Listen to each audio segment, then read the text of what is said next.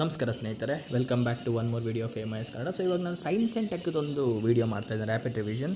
ಅಲ್ಲಿ ಆ್ಯಂಟಿನಾಸ್ ಇರುತ್ತೆ ಗೊತ್ತಾ, TV ಡಿಶ್ ಆ್ಯಂಟಿನಾಸ್. ಅದು ಹೇಗೆ ವರ್ಕ್ ಆಗುತ್ತೆ ಅಂತ ನಿಮ್ಗೆ ಗೊತ್ತಿದೆಯಾ? It's a very simple technology. ಅದೇನಪ್ಪ ಅಂದರೆ, ಒಂದು ಕಡೆ ಟ್ರಾನ್ಸ್ಮಿಟರ್ ಇರುತ್ತೆ, ಇನ್ನೊಂದು ಕಡೆ ರಿಸೀವರ್ ಇರುತ್ತೆ. ಈಗ ನಮ್ಮ ಮನೆ ಮೇಲ್ಗಡೆ ಏನೇನು ಫಿಕ್ಸ್ ಆಗಿದೆಯಲ್ಲ, ಇದೆಲ್ಲ ರಿಸೀವರ್ ಆ್ಯಂಟೆನಾಸ್.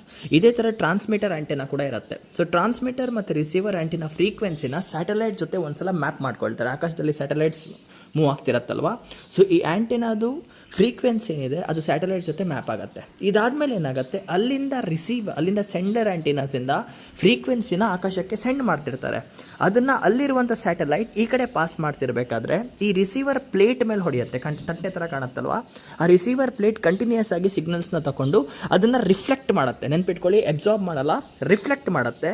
ರಿಫ್ಲೆಕ್ಟ್ ಆದಂಥ ಆ ರೇಡಿಯೇಷನ್ಸ್ ಏನಿದೆ ಅಲ್ಲಿ ಚಿಕ್ಕದಾಗಿ ಒಂದು ವೈಟ್ ಕಲರ್ ಕಾಣುತ್ತಲ್ಲ, ಆ್ಯಂಟಿನ ಮುಂದೆ ಒಂದು ರಿಸೀವರ್ ಥರ ಇರುತ್ತಲ್ಲ, ಆ ರಿಸೀವರ್ ಮೇಲೆ ಬೀಳುತ್ತೆ. ಅದಾದಮೇಲೆ ಆ ರಿಸೀವರ್ ಆ ಸಿಗ್ನಲ್ಸ್ನ ಸೆಟ್ ಆಫ್ ಬಾಕ್ಸಿಗೆ ಕಳಿಸುತ್ತೆ. ಸೆಟ್ ಆಫ್ ಬಾಕ್ಸ್ ಅದನ್ನ ಡಿಕೋಡ್ ಮಾಡಿ ನಮಗೆ TVಯಲ್ಲಿ ತೋರಿಸುತ್ತೆ. ಫಾರ್ ಎಕ್ಸಾಂಪಲ್ ಈಗ ತೋರಿಸ್ತೇನೆ ನೋಡಿ. ಈಗ ಎಕ್ಸಾಕ್ಟಾಗಿ ಏನಾಗುತ್ತೆ ಅಂದರೆ, ಸ್ಯಾಟಲೈಟಿಂದ ಕಂಟಿನ್ಯೂಸ್ ಆಗಿ ಸಿಗ್ನಲ್ಸ್ ಬರ್ತಿದೆ. ಈ ತಟ್ಟೆ ಥರ ಏನು ಕಾಣುತ್ತಲ್ಲ ಈ ವಿಡಿಯೋಕ್ಕೊಂದು, ಅದನ್ನು ರಿಫ್ಲೆಕ್ಟರ್ ಅಂತ ಕರೀತಾರೆ.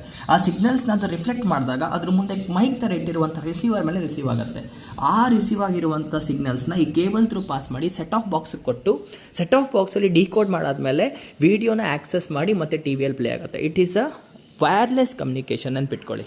ಓಕೆ, ಜೈ. ಇದು ಸೈನ್ಸ್ ಆ್ಯಂಡ್ ಟೆಕ್ಕಲ್ಲಿ ಕೇಳ್ಬೋದು, ಅದಕ್ಕೆ ಹೇಳ್ತಾ ಇದ್ದೇನೆ.